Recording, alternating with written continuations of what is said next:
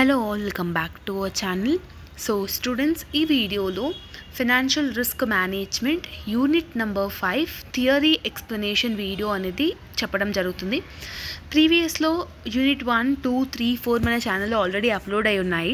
ఎవరైతే చూడలేదో ఒకసారి చూడండి థియరీ ఎక్స్ప్లెనేషన్. ఈ వీడియోలో యూనిట్ 5 నుంచి ఒకవేళ థియరీ క్వశ్చన్ వస్తే మీరు అటెంప్ట్ చేసే విధంగా ఎక్స్ప్లెనేషన్ ఆఫ్ ది కాన్సెప్ట్స్ అనేది ఈ వీడియోలో చెప్పడం జరుగుతుంది. సో యూనిట్ నెంబర్ 5 నేమ్ వచ్చేసి techniques and tools of risk management. So options అనే లెసన్ నుంచి ఈ పర్టికులర్ యూనిట్ నెంబర్ 5 అనేది బేస్డ్ అయి ఉంది. ఇందులో డెఫినెట్గా we can expect question related to the topic options. ఓకేనా? సో ఫస్ట్ క్వశ్చన్ ఏంటి అని అంటే what are options and what are the different types of it. ఒక ఆప్షన్ అంటే ఏంటి, దాని యొక్క డిఫరెంట్ టైప్స్ అంటే ఏంటి అనేది మీరు అర్థం చేసుకోవాలి. ఒకవేళ మీరు యూనిట్ 5 నుంచి ప్రాబ్లమెటిక్ నేర్చుకుంటే థియరీ నేర్చుకోవాల్సిన అవసరం లేదు. మీకు ప్రాబ్లమెటిక్ అయితే కంపల్సరీగా క్వశ్చన్ పేపర్లో ఉంటుంది. ఇంకా ఎక్స్ట్రా క్వశ్చన్ మీకు థియరీ అడిగితే అడగొచ్చు, లేకపోతే 2 ప్రాబ్లమెటిక్ అయినా అడగొచ్చు. ఇట్ డిపెండ్స్ అనమాట. సో ఆప్షన్ అంటే ఏంటంటే an option is the right but not the obligations to buy or sell something on a specific date at a specific price. ఈ ఆప్షన్ అనేది ఒక రైట్ ఆప్షనే, బట్ ఒక కొనడం కానివ్వండి, అమ్మడం కానివ్వండి, ఒక స్పెసిఫిక్ డేట్ రోజు ఒక స్పెసిఫిక్ ప్రైస్ మాత్రం అలాంటిది మాత్రం చేయకూడదు. In the securities market an option is contract between 2 parties buy or sell specified number of shares and the later date of an agreed price.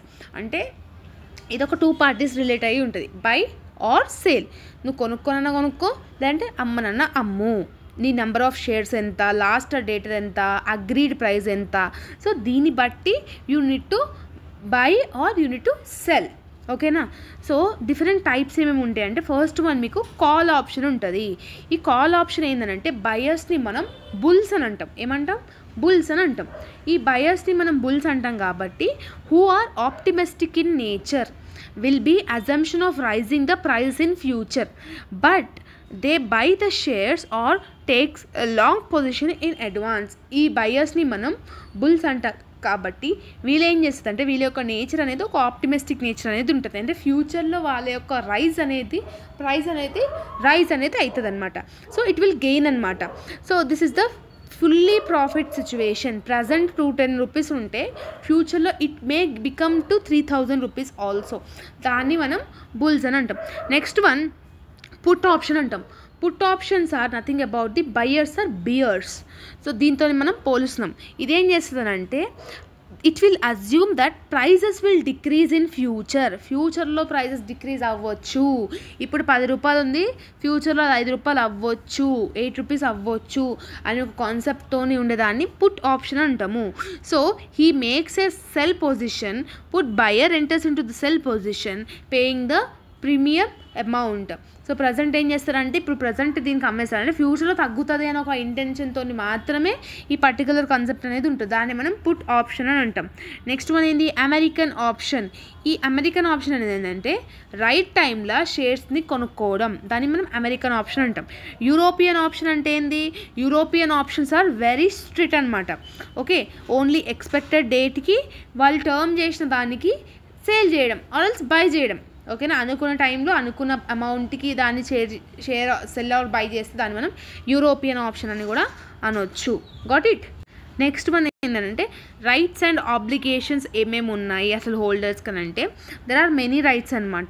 Like for example buyer ఉంటారు, seller ఉంటారు. బయర్కి right to buy అనేది ఉంటుంది ఒక right, సెల్లర్కి right to sell అనే ఒక option ఉంటుంది.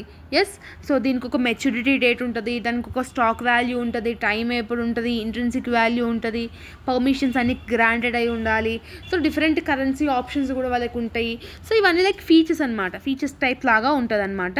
So differences between American option, European option, మళ్ళీ కాల్ ఆప్షన్, పుట్ ఆప్షన్, ఈ డిఫరెన్సెస్ మాత్రం మీరు యాస్టీస్గా నేర్చుకోవడం ఉంటుంది. డిఫరెన్సెస్లో మనం ఏమి లైక్ కన్సిడర్ చేయడానికి ఏమి ఉండదు. So it you need to learn as it is.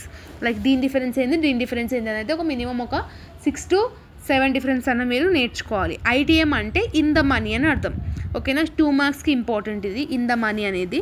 So ITM for call options, ITM for put option, ITM from American option, ITM from European option. So ఇట్లాంటివే మీకు ఉంటాయి కాబట్టి ఇన్ ద మనీ కాన్సెప్ట్ అనేది కూడా మీకు one of the main important concept. So ఇవన్నీ మళ్ళీ మీకు ప్రాబ్లమేటికే ఉన్నాయి. సో ప్రాబ్లమేటిక్ ప్రజెంట్ మీరు ఒకవేళ నేర్చుకుంటుంటే గివ్ ప్రిఫరెన్స్ వేరే ఛానల్స్లో ఒకసారి చూడండి ఎవరైనా ఎక్స్ప్లెయిన్ చేశారో లేదో.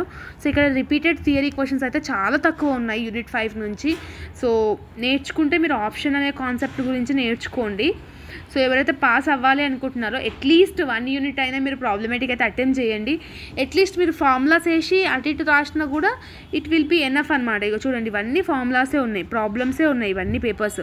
ఇందులో థియరీ అనేది లేనే లేదు, చాలా తక్కువ కాన్సెప్ట్స్ ఉన్నాయి. అందులోనే ఫస్ట్లోనే ఉన్నాయి అది కూడా ఆప్షన్ అనేది.